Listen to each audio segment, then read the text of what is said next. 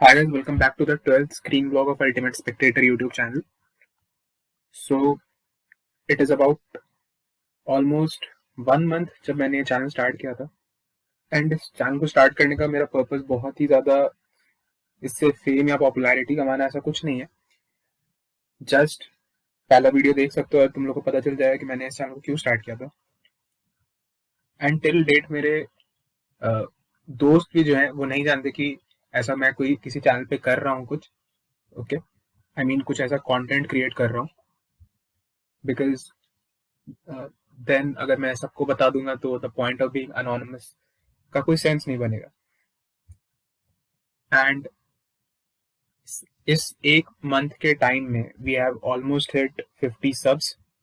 48 है, 50 एग्जैक्ट नहीं हुआ है जब तक मैंने लास्ट चेक किया था.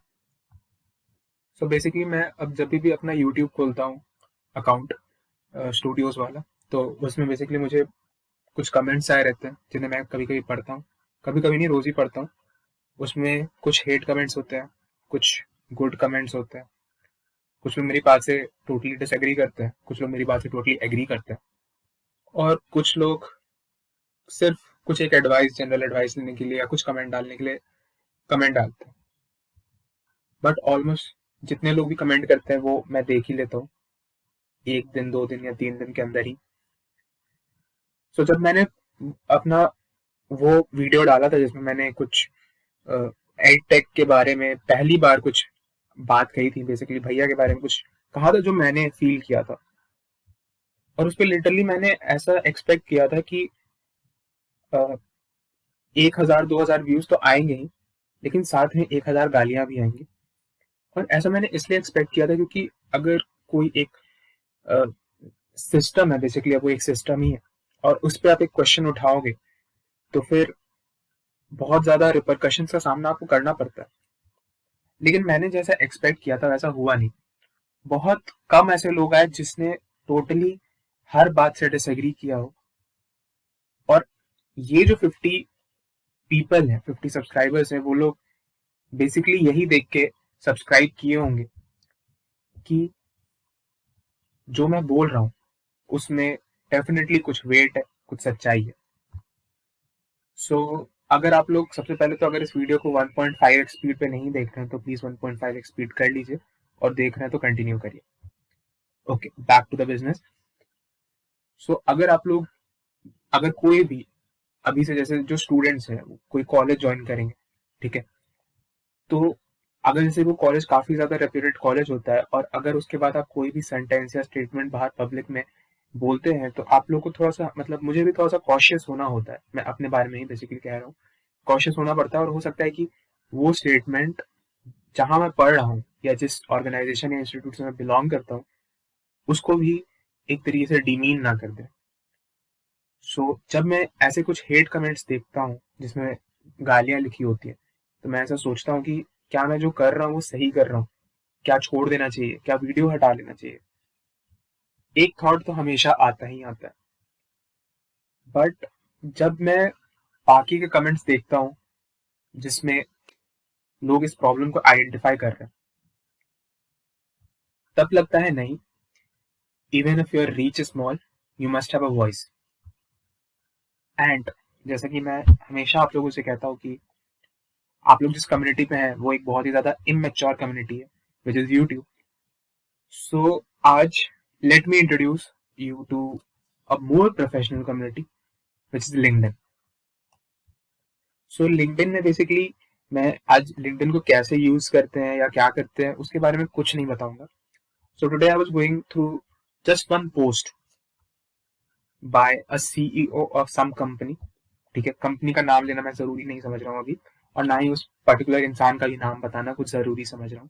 द ओनली रीजन, ऐसा क्यों, क्योंकि जब हम किसी का नाम लेते हैं, अपने ऑर्गेनाइजेशन का नाम वहां स्टेट करते हैं, तो वहां पे सबसे पहला थॉट हमारा उस ऑर्गेनाइजेशन के लिए आता है. सपोज अगर ये सीईओ ऑफ Amazon ने ऐसा कुछ कमेंट किया होता या इंडिया हेड ऑफ Amazon ने ऐसा कुछ कमेंट किया होता, तो शायद आपका उस पर्टिकुलर इंसान के लिए, इस पर्टिकुलर पोस्ट के लिए क्रेडिबिलिटी बढ़ जाता और आपका जो थॉट प्रोसेस वो एक पर्टिकुलर तरीके से चेंज होता. मतलब जो उस पोस्ट में लिखा है आप उसे सही मानते. और अगर एक खराब कंपनी के सीईओ या ने कुछ ऐसा लिखा हो या एम्प्लॉय ने कुछ लिखा हो तो आपका थॉट उसके जस्ट अगेंस्ट चलेगा। तो इसीलिए नाम नहीं मेंशन करने का बस यही रीजन है, ताकि आप इसके बारे में खुद सोचें। ठीक है, आप खुद चीजों का एनालाइज करें कि क्या सही है और क्या गलत है। सो नाउ उस पर्टिकुलर इंसान के मैं पोस्ट पे आप लोगों को लेके चलता हूँ। So this is the post on which I stumbled upon. ठीक है, तो पोस्ट थोड़ा बड़ा है। ओके, तो स्क्रीन पॉज करके तो आप लोग पढ़ ही सकते हैं।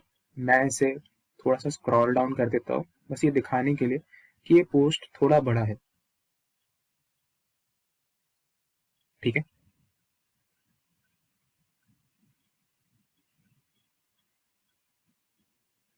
ओके।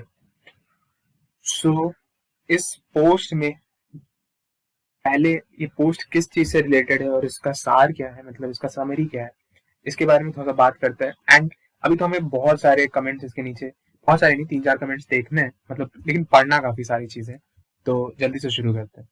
ठीक है, तो बैकग्राउंड ये है कि इस पर्टिकुलर इंसान को लगा कि बायजू जो कर रहा है वो गलत कर रहा है। हालांकि आधी दुनिया को ये लगता है कि वो गलत कर रहा है, ना ही सिर्फ इंडिया में ही नहीं, अभी तो ऐसा माहौल बन रखा है कि बस हर कोई चाह रहा है कि बस it this system must collapse, मतलब बायजू का। ठीक है, तो इस आदमी का भी यही कहना है कि बीडी, जो यहाँ पे एक शॉर्ट फॉर्म यूज किया गया है, this is business development professionals. ठीक है, बिजनेस डेवलपमेंट को बीडी लिखा गया है। एंड ये एक जॉब प्रोफाइल होता है, अच्छा प्रोफाइल होता है बेसिकली बिजनेस डेवलपमेंट का। एमबीए के बाद जनरली लोगों को मिलता है, बीटेक के बाद भी लोगों को मिल जाता है। सो एक पर्टिकुलर इंसान है, ये ये इंसान बायजूस का बिजनेस डेवलपमेंट एसोसिएट है। ठीक है, एंड ये फोटो आप लोग देख सकते हैं। तो बिजनेस डेवलपमेंट एसोसिएट का बेसिकली काम ये होता है कि वो जाके या कॉल करके किसी भी तरीके से एक पर्टिकुलर कस्टमर को समझाएं कि उनका जो प्रोडक्ट है वो कितना अच्छा है। ठीक है, वो उनका कन्विंस करने का वो स्किल होता है और उसी के लिए उन्हें पैसे मिलते हैं। ठीक है, खैर बायजूस में हो सकता है कि थोड़ा सा सेल्स का काम बिजनेस डेवलपमेंट वाले लोगों से भी कराते हो, जैसा कि हम लोग इस पोस्ट में देख सकते हैं। हालांकि सेल्स और बिजनेस डेवलपमेंट दो थोड़ी अलग चीजें हैं, लेमैन लैंग्वेज में बात करें तो। सो इस पर्टिकुलर बिजनेस डेवलपमेंट एसोसिएट ने, ये पीछे अगर हम लोग देख सकते हैं तो ये जो फैमिली है उसके ये जो छोटे बच्चे हैं को अपना कोर्स बेचा, जो कि बहुत तीर काम नहीं है। ठीक है, और फिर भी ये आदमी इस चीज को लेके इतना ज्यादा खुश हो गया कि इसने लिंक्डइन पे ही या पता नहीं कौन से प्लेटफॉर्म पे एक ऐसा स्टोरी शेयर किया, मतलब पोस्ट शेयर किया, मोस्ट प्रोबेबली ये लिंक्डइन का ही प्लेटफॉर्म है जिसका इस इंसान ने स्क्रीनशॉट डाला हुआ है। ठीक है, तो पहले हम लोग ये इस बिजनेस डेवलपमेंट वाले ने जो पोस्ट डाला था उसे एक बार थोड़ा सा रीड कर लेते हैं। ठीक है, स्क्रीन पॉज करके आप लोग खुद भी रीड कर सकते हैं, मैं रीड आउट भी एक बार कर देता हूँ। I'd remember this session ever. A lower middle class family with only one person being the earning member, being an electrician in UPTCL, happily enrolled his two kids with Byju's for 5 long years, each on EMI, borrowing money from his friends. This was not it. I was overwhelmed with his gratitude when he asked to take my solo pic to put on his puja desk, that he'd ask his kids to pray every day and never forget me for motivating and boosting them, asking his kids to touch my feet. I felt goosebumps and my eyes were watery. ठीक है, तो इस family में ये जो particular इनके पापा हैं ये सिर्फ कमाने वाले मेंबर हैं और ये एक इलेक्ट्रीशियन है। और इन्होंने अपने इन दो छोटे छोटे बच्चों को 5 long years, चलो इसमें स्पेलिंग स्पेलिंग क्या पूरा गलत ही लिख दिया, 5 लंबे सालों के लिए इन दोनों को बायजूस में इनरोल करा दिया है। इनरोल कराने के साथ साथ इनके पास पैसा नहीं था इसे अपने बच्चों को इनरोल कराने का, तो इन्होंने ईएमआई लिया, मतलब ईएमआई ऑप्शन को सिलेक्ट किया बायजूस के प्लेटफॉर्म पे, और जो पैसे ये भर रहे हैं वो किसी और से उधार लिए हुए पैसे हैं। और इस आदमी को ये काम करने में मजा आ रहा है। आई मीन व्हाट, मतलब क्या बोलूं यार। आई थिंक इसने अपनी बेइज्जती खुद अपने हाथों से कर लिया। तो इसी बारे में इन्होंने, ये जो पर्टिकुलर इंसान है, जो पर्टिकुलर कंपनी के सीईओ हैं, इन्होंने इसके बारे में कुछ लिखा है कि छोटे बच्चों को बेवकूफ बनाना बहुत ज्यादा आसान होता है। जैसे कि बेसिकली छोटे बच्चे भी नहीं, अगर सपोज मैं आईआईटी से हूँ, ठीक है, मैं कल को अपना कोचिंग इंस्टीट्यूट खोलता हूँ या फिर मैं अन अकेडमी में पढ़ाना स्टार्ट करता हूँ, ठीक है, और मैं चाहता हूँ कि मैं किसी भी तरीके से अपना कोर्स बेचूं, तो मैं क्या करूंगा कि मैं एड्स रन करूंगा, ठीक है, ऑल ओवर द इंटरनेट, कि मैं खुद एक आईआईटीएन हूँ, मैं अपनी एक फालतू सी स्टोरी सुना दूंगा कि मेरे साथ ऐसा हुआ वैसा हुआ वैसा हुआ। तो अगर आप नहीं चाहते कि आपके साथ भी वैसा हो, तो इस कोर्स को एनरोल कर लीजिए, आप बहुत अच्छे से पढ़ेंगे, ऐसा करा दूंगा वैसा करा दूंगा, ठीक है। और इस एड को देखने वाले मैक्सिमम लोग, मैं कह रहा हूँ मैक्सिमम लोग के पेरेंट्स टेक्निकल बैकग्राउंड से आते ही नहीं होंगे। हो सकता है कि वो लोग गरीब हो सकता है, क्या डेफिनेटली हो सकता है कि एक स्ट्रीट पे, स्ट्रीट साइड पे जो फ्रूट स्टॉल लगाते हैं वो मेरा इस एड को देखे। हो सकता है किसी के घर में कोई लेडी काम करने जाती है एज अ हाउस हेल्पर, वो इस एड को देखे और वो चाहे कि मेरा भी बेटा या मेरी भी बेटी कल को जाके इस इंसान की तरह एक आईआईटीएन बने। तो उसको आईआईटीएन बनने के लिए मैंने कहा है, एक एग्जिस्टिंग आईआईटीएन ने कहा है कि उसे मेरा कोर्स पढ़ना चाहिए, तो वो लोग डेफिनेटली उसमें इन्वॉल्व करेगा, मतलब अपने बच्चों को इन्वॉल्व करवाएंगे, भले वो उस कोर्स का दाम बहुत ज्यादा भी क्यों ना हो, 1 लाख 2 लाख रुपए भी क्यों ना हो, वो कुछ भी करके अपना पेट काट के उसे इनरोल करवाएंगे ही करवाएंगे, ताकि उस उनके बच्चे का भविष्य सुरक्षित हो जाए। और बायजूस ने क्या किया है कि अब ये 11th और 12th वाले को नहीं, एक छोटे छोटे बच्चों को बेवकूफ बना रहा है ऑन द वर्ड्स की उसके पिताजी एक इलेक्ट्रीशियन है, जिन्हें हो सकता है कि बहुत ज्यादा टेक्निकल फील्ड के बारे में ना पता हो, मतलब इन द सेंस की जो भी ये अपने बच्चों को आगे देखना चाहते हैं उसके बारे में ना पता, और इसने उसे डेफिनेटली कुछ बेवकूफी बनाया है। एक इंसान जिसके पास पैसे नहीं है वो ईएमआई लेके छोटे छोटे, मतलब उस एज से तो कोई चीज का प्रिपरेशन भी शुरू नहीं होता, यूपीएससी के लिए भी बेवकूफ नहीं बना सकता यार। मतलब हमने भी ट्यूशन किए हैं, गली के एंड में एक मैम रहती थी, 500 रुपए महीने का लेती थी, उनसे पढ़ा है, अच्छे से ही पढ़ा है। और 11th 12th में जब आए तो कोचिंग में आए, और कोचिंग में भी कुछ इतने इनॉर्मस फीस नहीं भरी है जो कि हमें एक ईएमआई ट्रैप में डाल दे। बेसिकली ईएमआई आप कब देते हो, ईएमआई आप स्कूल में तो कोई नहीं देता। अपने पेरेंट्स जाके पूछो, खुद से पूछो, क्या कभी आपने, आपके पेरेंट्स ईएमआई लेके आपको स्कूल में भेज रहे हैं? नहीं, आपके पेरेंट्स, लेकिन हो सकता है कि ईएमआई लेके आपको कॉलेज में भेजे, क्योंकि कॉलेज के तुरंत बाद आप अर्न करना शुरू कर दोगे, अर्न करना शुरू कर दोगे तो अपना ईएमआई उतार दोगे। लेकिन अगर आप इस छोटे से उम्र से, आप जब 10 साल के हो तब से आपके पिताजी आपके नाम पे ईएमआई लेके आपको पढ़ा रहे हैं, तो आप बड़े हो जाओ, कितने भी बड़े पोजीशन पर चले जाओ, आपका वो ईएमआई इतना बड़ा ह्यूज अमाउंट बन जाएगा कि आप उसको पे ऑफ करने में आपका हड्डी क्या कमर सब कुछ टूट जाएगा, ठीक है, क्योंकि उस प्रिंसिपल अमाउंट पे लगेगा एक चीज होता है इंटरेस्ट। और 5 साल के लिए उसने एक कोर्स लिया है, मान लेते हैं कि वो कोर्स कितना भी तो 50,000 का तो होगा ही, ऐसे भी बायजूस के हम भी कोर्स जानते हैं, आप भी कोर्स जानते हैं, 50,000 का कोर्स नहीं होता, इससे भी महंगा महंगा कोर्स होता है। तो 2.5 लाख रुपए हो गए, 2.5 लाख का इस पे ईएमआई का बटन डाल दिया इसने। अब क्या लगता है, क्या इसने जो काम किया वो सही काम किया? तो इसे भी मैं आप पे ही छोड़ता हूँ, इसके काम को भी एसेस करना। एक दो कमेंट्स देखते हैं। प्रदीप पुनिया का सबसे पहला कमेंट, तो आप लोग बेसिकली स्क्रीन पॉज करके देख सकते हैं कि इन्होंने क्या लिखा है, ठीक है।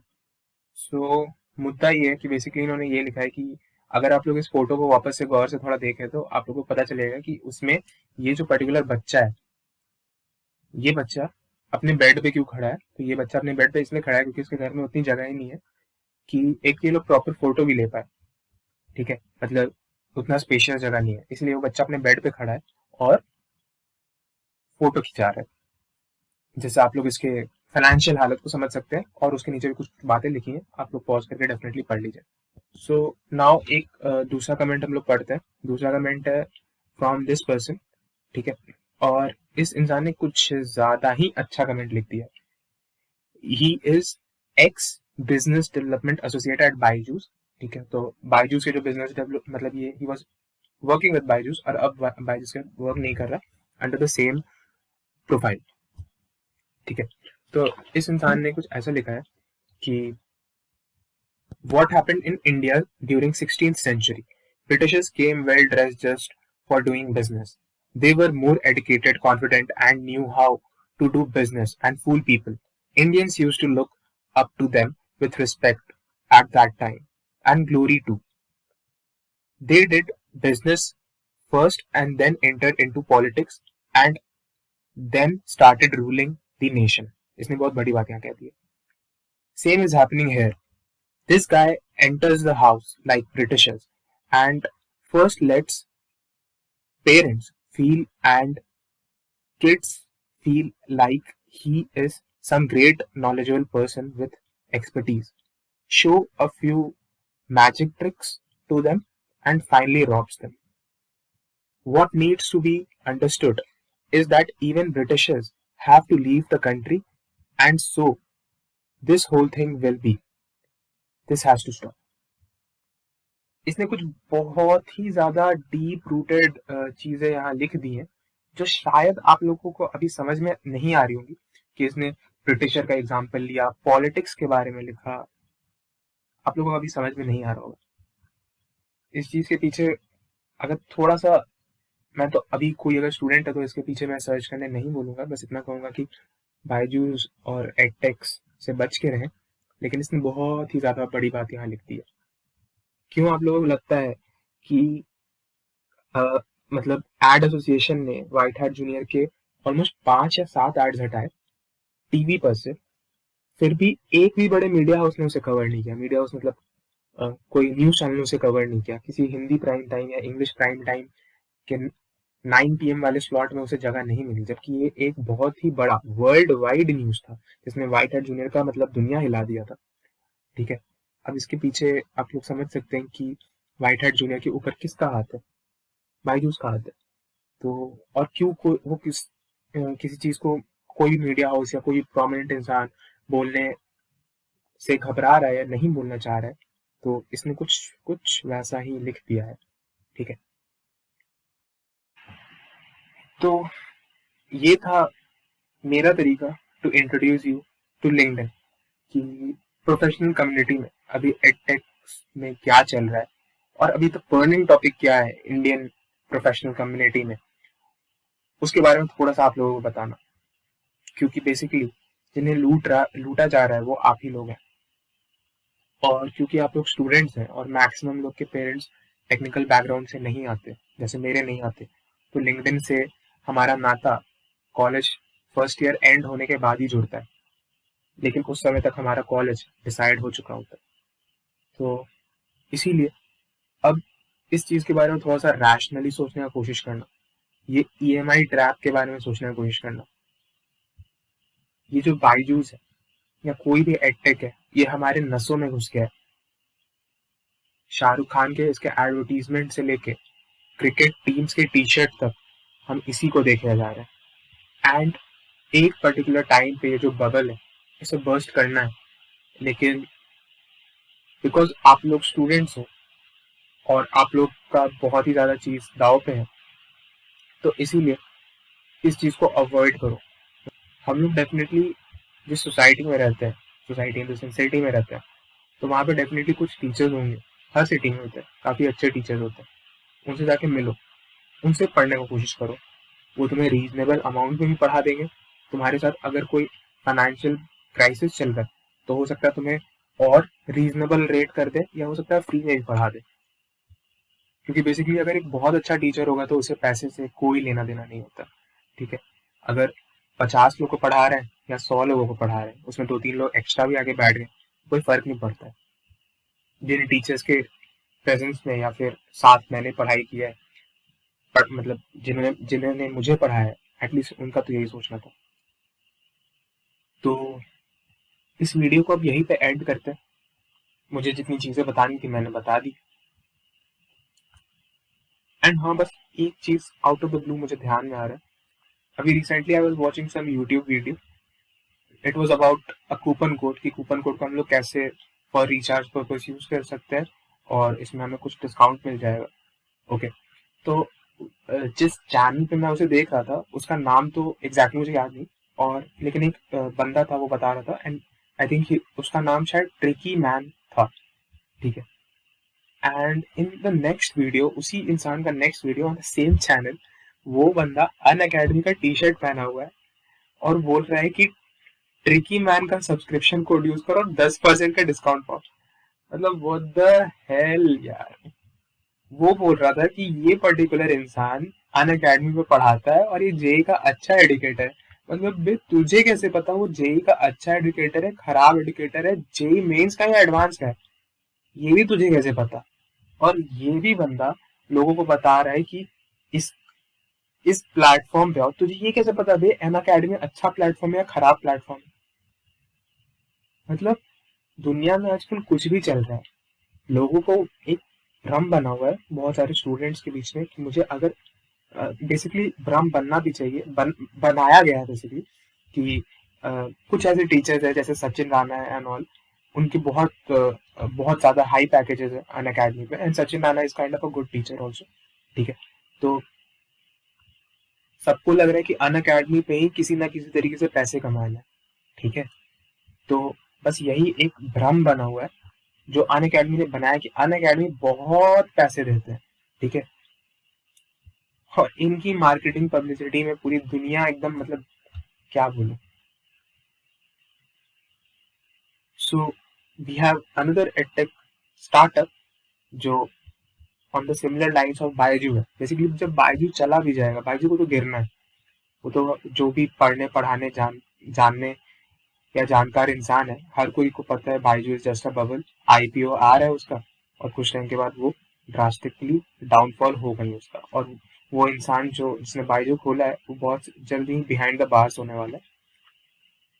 ठीक है, most probably, just a prediction, not because of ethical reason, because of उसके कंपनी के वैल्यूएशन के बारे में, क्योंकि अब बहुत सारा एनालिसिस रिपोर्ट्स दिखने लगा है जिसमें उसके कंपनी का वैल्यूएशन जो है वो गलत लगने लगा है लोगों को। मुझे तो, मैं उतना पढ़ा लिखा नहीं हूँ अभी, तो मुझे तो नहीं पता, बट ऐसे चीजें आंखों के सामने से गुजर रही है। सो जब बायजूस गिरेगा तो एक इंसान, एक कंपनी को होना चाहिए बायजूस का जगह लेने के लिए, और जगह लेने के लिए कौन है तो हमें पता है कि किसने अभी अभी मैक्सिमम टीवीएफ के शोज में एडवर्टाइज किया है अपने आप को। क्रिकेट में वो भी करेंटली शायद जर्सी पे नहीं है, लेकिन विकेट में, बैट में इधर उधर आने दिखने लगा है।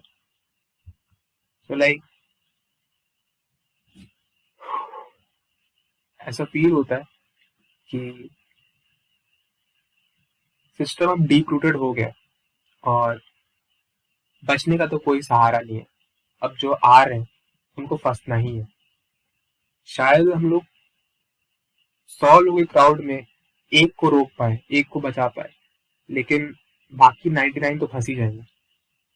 Recently I met a kid and he was like taking classes from an academy, वही प्लस सब्सक्रिप्शन। एंड मैंने उससे पूछा पढ़ाई कैसी चल रही है। मैंने उससे कुछ नहीं बोला, बस नॉर्मल मीटअप था। तो मैंने उससे पूछा पढ़ाई कैसी चल रही है, तो ये said पढ़ाई अच्छी चल रही है, बहुत सही चल रही है। मैंने पूछा तू तो 12वीं में मेंस दिया होगा, कितने percentile I? He said I got 92 percentile के करीब। तो आई सेड अन अकेडमी में सब अच्छे से पढ़ाते हैं?